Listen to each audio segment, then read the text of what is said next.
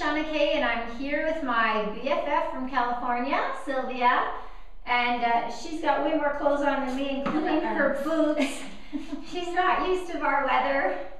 Today she's going to show me a Pilates move. Yes. Right? Can you? Yeah. So we're going to go ahead and go on the back. Now this particular move, I'll show you too that you can progress to. You know, once you kind of get the move down and you're comfortable enough to proceed to the next and then to the third one that we're going to do. So the first thing you're going to do is you want to interlace your hands behind your head. Now, it's none of this like fingertips to the head because it's going to put too much pressure. So you want to interlace and usually thumbs at the base of the neck so you can actually feel your head rest into your hands, okay?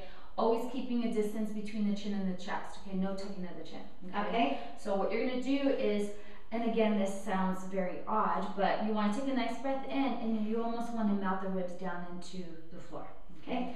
You're going to chest lift up, so Shawna's going to bring her chest up. This is fun.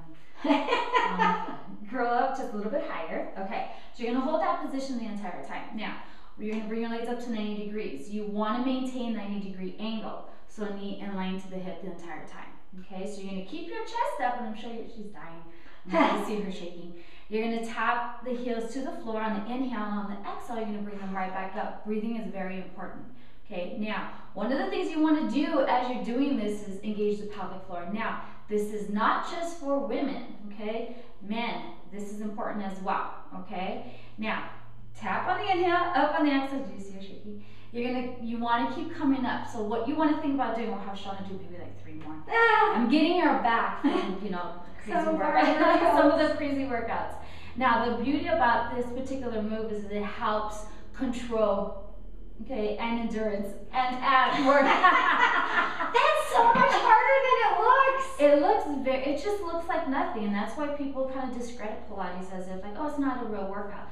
It is, because it's body awareness and it's control. And I can feel my inner thighs, my glutes, everything. Yes, and the minute that you engage the pelvic floor and you control those muscles, you do feel everything else. You feel the hamstrings, you feel the glutes, you feel the inner thighs engaged, and the positioning of your pelvis is right on, which is what's very important, you know, and you don't get into your back. Where you would for like a sit-up. A sit-up, you're not yanking on your hip flexors, because usually what I see is that I see this tucking of the chin and the hip flexors, and it's like, no wonder you end up with a sore neck and, you know, tight hip flexors, because that's all basically what you're doing. Ab engagement. And no ab engagement, you know. The stronger your abs are and your core is, the more beneficial like the other workouts like pull-ups and so forth that you're going to get. So we're going to do the other 2 because Shawna went down. Yeah, so we're going to progress. So you're going to want to do about 10 of those, and don't speed through it. This isn't about how fast. This is about control. Quality. Okay, so you're going to come up. Now what you're going to do is you're going to go ahead, you're going to alternate the legs. So you're going to tap one down and then you're going to switch. So as one comes up, the other one comes down. Very important. What you're trying to do is keep the same angle the entire time. Yeah, because this is what I will see. And you see, and what tends to happen is the pelvis starts to shift. Well, guess what? One side of the back is going to get tighter. One hip flexor is going to start working more than the other.